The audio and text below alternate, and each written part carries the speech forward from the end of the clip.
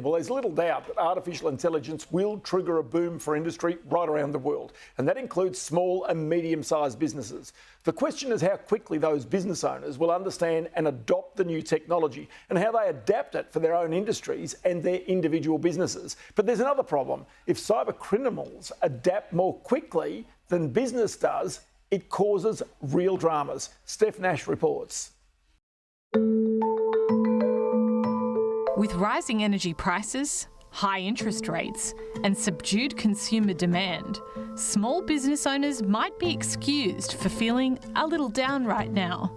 But optimism is the reason most people get into business in the first place. So even in tougher times, it's hard to shake. Yeah, look, small business customers are notoriously resourceful and resilient, and of course we're seeing that come through. But we do know there's economic headwinds and that they're facing some of that pressure. According to CBA research, 35% of SME owners are concerned about energy prices, but even more are concerned about rising costs. But despite those ongoing challenges, plenty still see opportunities for growth. We're hearing things like 45% intend on investing in new marketing strategies, or up to 30% with new staff. Energy costs, a number are looking at how they're buying assets or how they're using energy. We've seen, for example, electric car demand up 325%. At the Commonwealth Bank Small Business Expo in Melbourne this week, there was a big emphasis on artificial intelligence and the way it might shape all business in the future. How big of an opportunity is AI for the future of how SMEs are going to be doing their business? Yeah, transformative would be the single word I would use there. I think we're yet to see it unleash in a way that I think we'll look back in 5 to 10 years and recognise what an inflection point this is right now. For SMEs, naturally, it's about profitability and productivity. The opportunity from AI for traditionally time-poor SME owners is to adopt even more technology to reduce costs and maximise output. It's in the back of their minds, they want to get into it, but they've also got the day-to-day pressures of thinking about their BAS statements and what's due this week. And so our encouragement to them is to stop, take some time, invest the time, and you'll reap the benefits. New research from CommBank reveals 59% of SMEs have invested or plan to invest in AI in the next 5 years. Around 2/3 of those business owners are using AI to improve their productivity. I was sitting with a customer this morning that's an engineer, talking to them about they have to write reports and it's human capital, but could AI help them refine the report, perhaps reduce the time to put it together, whilst their intellect and their human capital will be always required? Some of that can assist. That's what business coach Cesar Aldea is focusing on with his clients. With higher operating costs and consumers more cautious with their spending, finding ways to keep making a profit can be the secret to surviving in the current downturn. It's a high-stakes operating environment. Every dollar counts. 92% of businesses are below $2 million, and with profit margins below 10%. So the financial vulnerability is very high, and particularly in times now when recruitment, retention is becoming a challenge. Everything costs more, and customers don't really have the buying power to really absorb the cost. So I find I'm working with many businesses that the profit margins have shrunk significantly, and they're facing the question, should I continue trading or should I maybe close down? Cesar says too many business owners still rely on gut instinct to run their business. He says sometimes this can work, but often, especially when times are tough, a lack of a firm plan can upset that gut feel. That's where technology should help. In these rough times, we don't have the luxury of relying on our intuition to run a business, and there is so much technology available to facilitate the process of overcoming that challenge of not having a business plan. I like to think that my job is also enabling that, but today, just with technology, I think business owners could have the opportunity to form a sound business plan rather than purely relying on their intuition, which I feel in a market the way it is a big risk.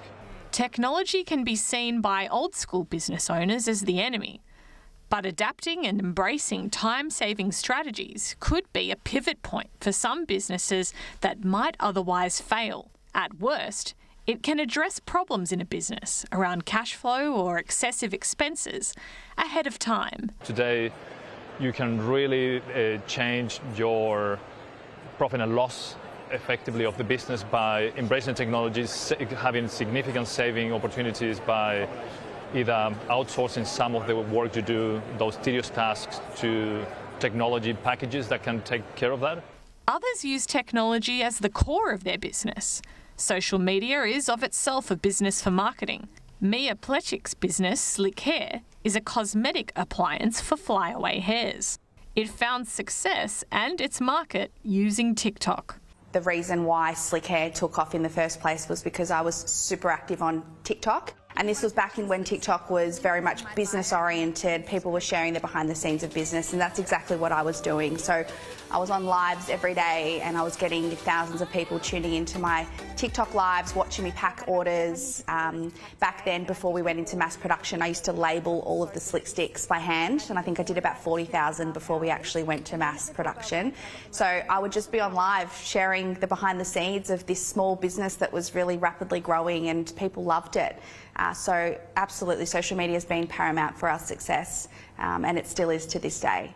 Mia's business rapidly evolved from the traditional garage-based venture startup. Her story and growth saw her named CommBank's Rising Star at the bank's 2024 Young Hero Awards. So we are in over 20 countries, we're in over 5,000 doors, and we're just getting started, really. I mean, I know that sounds a bit cliche, but we've really just kind of unlocked some really incredible retailers globally, and our strategy is to continue to do that. The next big challenge is going to be the US, which is terrifying, but it's one that we need to do because, again, this product would do so incredibly well over there. But while technology can lead to business success, it can also be the cause of much pain. Recent high-profile cybersecurity breaches, such as the Medibank hack and the ongoing repercussions from the Optus breach, have also got implications for small business owners. The average loss for a small business from cybersecurity breaches and ransomware attacks is around $16,000. The CBA's Rebecca Warren has often been on the support end of some very distressed phone calls. Too often, the absolute short answer there. It's the financial toll, but it's also the emotional toll for all customers, consumers and small business. It's heartbreaking. We've invested $750 million into technology to try to keep our customers safe and sound, and delighted that we have been able to stop about $225 million of fraud. CommBank has been a long-term partner of the Cyber Wardens training program. You might recall we spoke with Tegan Gilchrist, who runs the program, around a year ago. 12 months on, she says the ongoing breaches are a message for all business owners to double down on cybersecurity. It's been a big year for the Cyber Wardens program. We're seeing more and more small businesses take up the program as we roll it out nationally. And it's just so important because we've seen the increase 23% year on year in the number of cyber attacks that are coming down the line at small business. So it's never been more important to jump online and get those free skills. The findings of a recent report commissioned by the Council of Small Business found that one of the biggest impediments to the cyber resilience of small business is their own behaviour. It coined the term little fish mentality, which it identifies as one of the biggest problems for SMEs. That is, seeing themselves as small targets who don't have much to offer for cyber criminals. We've all heard about some of the really big cyber attacks over the last 2 years, and they've made us more aware of cybersecurity, but it's reinforced a myth that cybersecurity is a big business problem. But about 43%, so close to 1 in 2 attacks, is actually targeting small businesses. Lieutenant General Michelle McGuinness, the federal government's cybersecurity coordinator, leads Australia's effort to maintain cybersecurity and to keep our data safe. This week I sat down with her and asked her to explain why small businesses are being targeted so aggressively by cyber criminals. Oh, look, I think the threat of cyber attack across the nation is significant. The most recent cyber threat report by the Australian Signals Directorate said that there is a cyber incident reported once every 6 minutes. As I've said, I think that's just the tip of the iceberg. That's just those that call in and report those incidences. I think that was an increase of quite an amount from the previous year. And as small businesses increase their presence online and grow and seek to expand across the nation, then they become a greater threat vector. And would you say it's in the national interest to protect the small business sector? Oh, absolutely. I think, with over 2.5 million small businesses, and the contribution they make to the economy is not insignificant. It's a huge part of our nation and our economy. It's absolutely in our interest. It's in our interest to protect all Australians, but small businesses are a big part of our landscape. And what are you seeing at the moment in your role? How are small businesses being targeted by threat actors? Well, I think anyone who holds data and sensitive data is a target. And there are things that we can all do. And I think that for small businesses in particular, it can be hard or overwhelming and financially difficult to find the resources to prioritise cyber. I think my message to small businesses is don't delay, prioritise cyber and seek help. There is some great advice and some great recommendations and support options for you at cyber.gov.au. There is a big focus on this in my role and in the strategy. In the first shield for the strategy really focuses on how do we strengthen small businesses. We know that there have been a lot of ransomware attacks, a lot of them very high profile recently. What is the recommended course of action if your customer data is held to ransom? I think as soon as you suspect or identify a cyber incident, particularly a ransomware, go straight to 1300 Cyber 1 and report it to the Australian Signals Directorate. There is reporting for AFP. And then the Australian Government does not ever recommend that you pay a ransom. Paying ransom just feeds the cycle of criminality, and there's no guarantee that gets your data back. So a really important point is to plan for, to have a plan for cyber incidences, to know what you will do at these times, and so that you can respond rapidly and show resilience and get through the other side of an attack. There are also things that everyone can do, whether you're a small business or an individual. And at the moment we have a campaign that is Act Now, Stay Secure. And that campaign focuses on asking everyone to do 3 simple things. That is, update your passphrases, have unique and complex passphrases for all your accounts. Apply multi-factor authentication. This is a big one for small businesses who are interacting with customers. Enable multi-factor authentication. And then update your software. Ensure that your software across all of your applications is updated whenever updates are put out there. And for small businesses, I just reiterate that having a plan, understanding your data and understanding how you can protect yourself and your customers is really important. Are you finding that AI is changing the game in the way that cyber attacks are getting more and more sophisticated? I think AI comes with great opportunities as well as threats and challenges. For every advantage that AI brings, we have to consider that there may be a threat opportunity. So embracing it carefully, maintaining those basic cyber principles of ensuring that you have complex passphrases, you've got updated software on any of your devices, and that you understand the technology that you're importing is really important. And just on AI, is AI also strengthening your ability to catch the bad guys? I know that AI is being used across multiple departments in order to understand the nature of the threat. As I said, I think it's two-edged. I think there are as many opportunities as there are threats.